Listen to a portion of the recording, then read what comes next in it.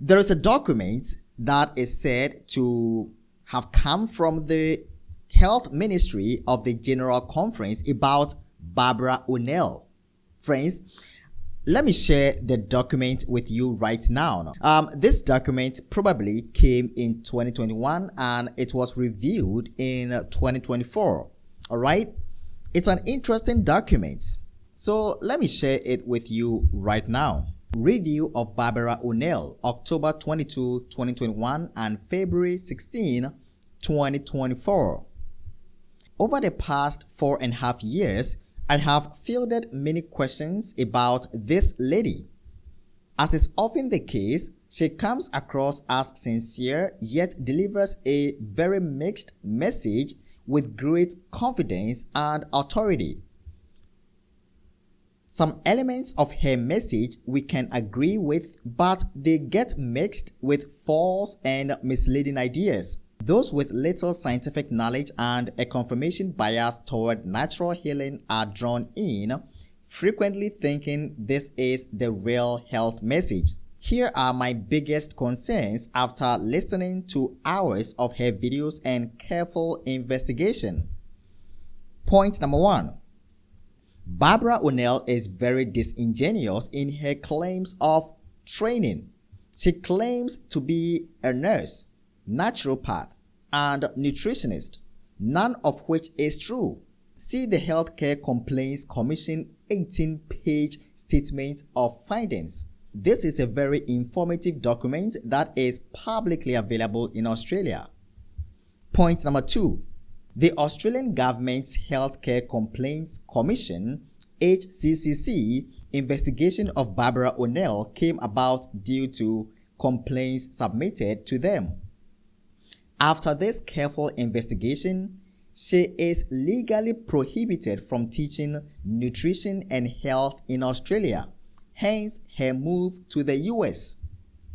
Point number 3.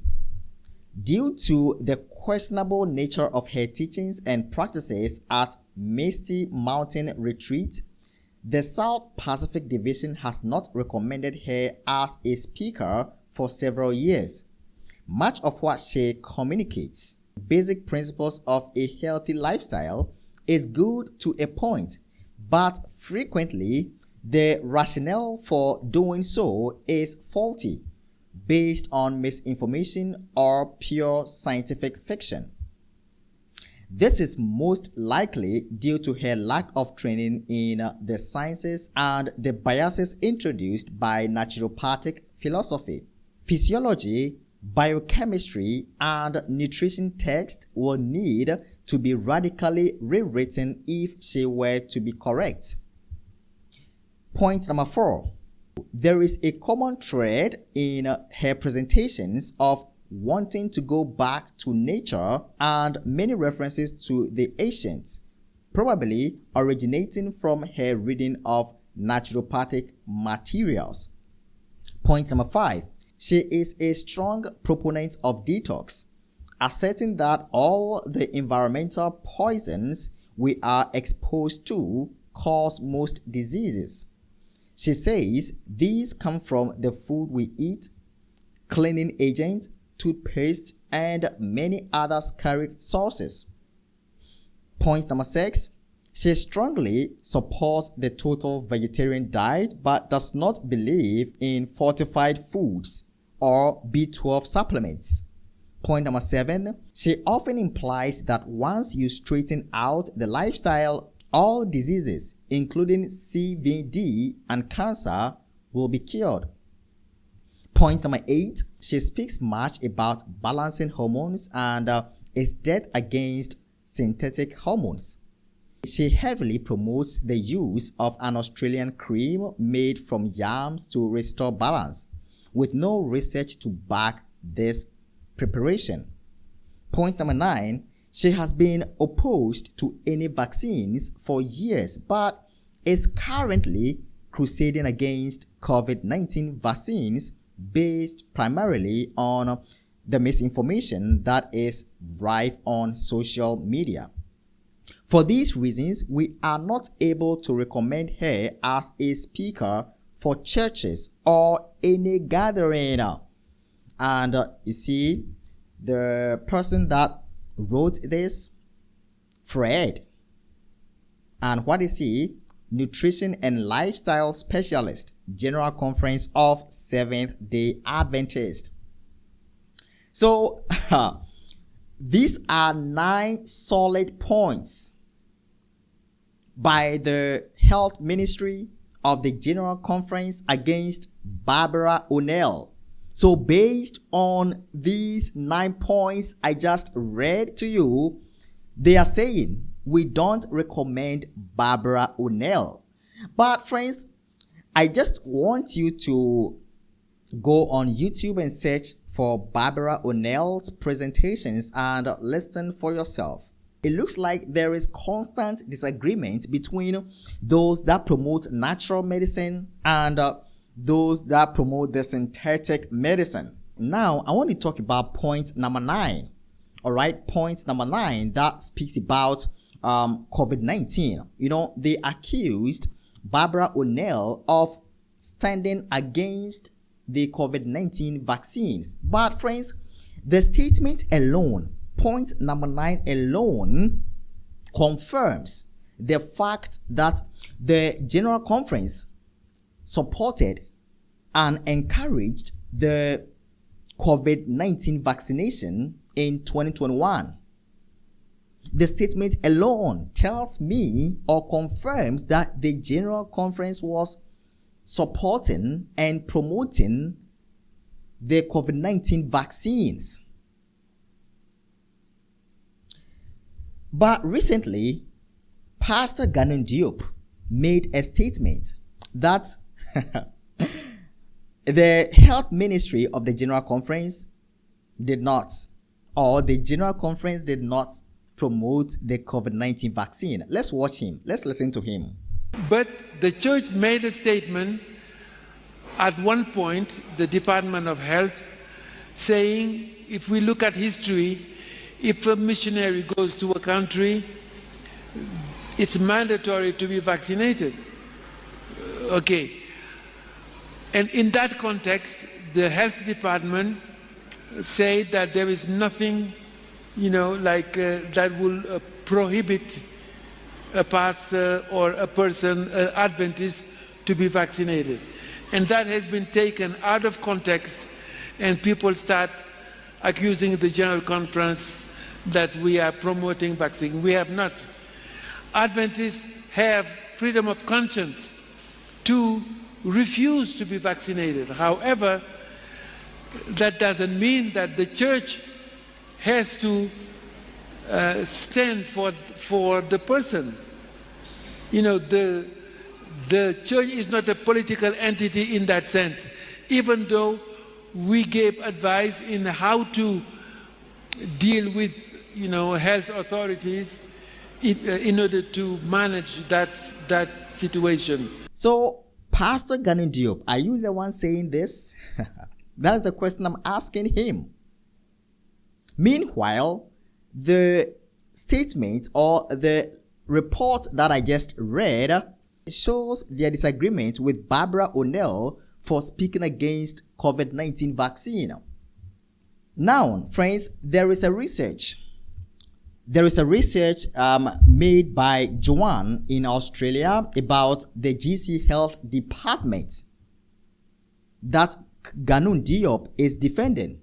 And I want us to go and watch a clip of the research. I will put a link to that in the description for you. If you want to watch the full video, you can just do that after watching this video. Can we trust the health department of the General Conference, the one that promoted, supported, encouraged the COVID-19 vaccines, the reaffirmation statements? Friends, let's move on and watch this.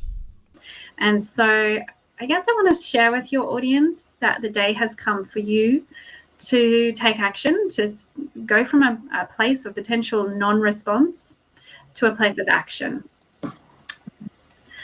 So we know this statement. I think a lot of us probably have heard it over and over. I think I could probably rehearse it in my sleep now because I've shared it with so many people and I've highlighted the bits that are most concerning at the very start of it there. Oops, I think I've just jumped. But what I want to share with you, in the beginning of that statement, it talks about a health emphasis. And this health emphasis, it's a hyperlink in that statement. If you click on that link, it goes to this page here. It says the proven health benefits of the Adventist lifestyle. And if you scroll down that page, you will get to this portion. As you can see from the picture of the tomatoes and cucumbers there, that's the very top of the page. So not far down, you'll get to this point where it says Biblical Guide to a Healthier Lifestyle. Now, this actually directs you to a website that is hosted in Australia by the Adventist Church here in Australia, and it gives you a guide to healthier living. And this is it here. It's not really showing my slides the way I have them, but this is the beginning of the Bible study. It starts with a definition regarding health, and it says the World Health Organization agrees with the definition, saying health is a state of complete physical, mental, and social well-being, and not merely the absence of disease or infirmity. So it begins a Bible study with a definition of health provided by the World Health Organization. But what is wrong with that definition? Wow. What would you say is wrong with that definition? Mental, social well-being, not merely, there's no spiritual aspect in there, that's right. And not only that, notice that it's written by the World Health Organization. Yet this is supposed to be a biblical guide to healthier living. Mm-hmm.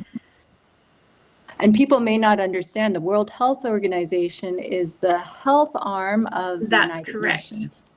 So this is, sorry, I seem to be skipping through, no, okay, maybe I'm not. And this is actually the very end. So if you actually go through the whole entire study, and you're welcome to go and check out to see whether or not I have actually told you the truth, but if you go through the whole entire Bible study, there's not one single Bible verse, and there's no mention of God. And this is actually how it ends. So as you can see, it says mindfulness at the top of this section. And if you read the definition that they give around mindfulness, it is the definition that we would anticipate that they should give if it was a new age understanding of mindfulness. So it talks about interaction between the body and the mind, and then having intention and focus, being present, engaged, and aware. And this is being very powerful. So this is the biblical guide to a healthier life that our church is actually promoting. Now, it fits nicely with the idea of peer-reviewed science informing our health emphasis, but it doesn't fit with our biblical and spirit of prophecy understanding of the health message. It does not at all. And could you tell me again, where was this hyperlink? So if you actually look back at the statement, so I'm just going to flick back to that very first slide. So this is the statement, and the second sentence, the Adventist health emphasis. If you click on that, that's actually a hyperlink, and that hyperlink goes to this page, and on the just slightly down from the top, it says Biblical Guide to a Healthier Lifestyle. And if you sign up for it, you go to that study.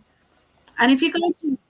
That's incredible. It is. It's very disturbing. I actually went on and did another one of their studies because I thought, oh, maybe it gets better from there, but it didn't. So I sent them a message, and I said, because obviously they didn't know I was Adventist, and I said, oh, I actually know all of the things to do from a health perspective. I just don't know how to implement them. I don't seem to have the strength within me. And they were not able to give me a biblical answer. They ended up just saying, you must have an addiction. All right, so friends, that was Joanna and her research that she made. So I'm asking the question again. Should we trust the health ministry of the General Conference? So no wonder they supported the vaccines in 2021 and keep popping the pills and others. Friends, I have said what I wanted to say. I'm gone. Share your thoughts in the comments. Thanks for watching. See you again.